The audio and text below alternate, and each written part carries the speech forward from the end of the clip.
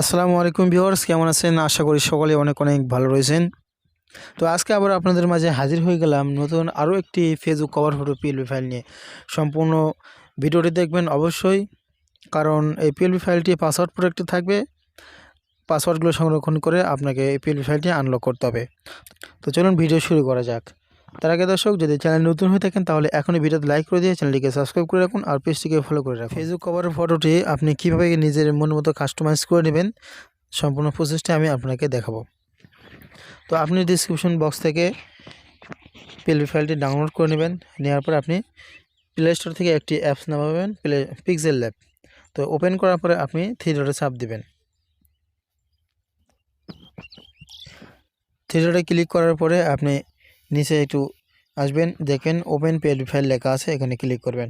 Tick মার্কে click করে দেবেন। এরপরে আপনি স্টোরে খুঁজে নেবেন আপনি কোন জায়গায় সেটি ডাউনলোড করে রেখেছেন। তো এরপরে সেটি খুঁজে নিয়ে আপনি এখানে দেখেন লেখা রয়েছে, পিএলপি ফাইলটিতে নাম দেওয়া রয়েছে Facebook cover photo design PLP 6। তো আপনি এটাতে ক্লিক করবেন, ওপেন অ্যান্ড অ্যাডে ক্লিক করবেন। অ্যাডে ক্লিক করবেন, ওকে ক্লিক করবেন।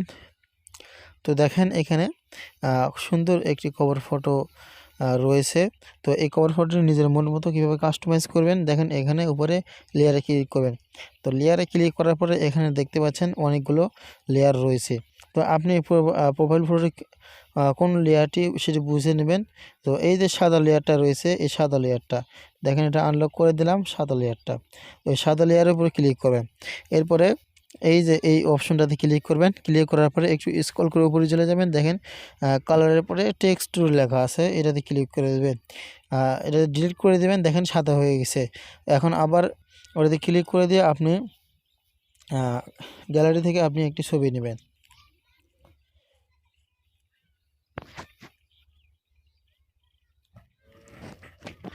তো সিম্পলভাবে আমি দেখানোর জন্য আপনাদেরকে একটি প্রোফাইল ফটো সিলেক্ট করে দেখাবো। আমি প্রোফাইল ফটোটা নিলাম। এই ফটোটা নেওয়ার পরে আমি একটু এদিকে সরে দেব যেন ভালোভাবে ফটোটা বসায় ওখানে। তো টিক মার্কে ক্লিক করে দেবেন, দেখেন সুন্দরভাবে ফটোটা বসে গিয়েছে। তো এভাবে আপনি আপনার প্রোফাইল ফটোটা এখানে বসাবেন।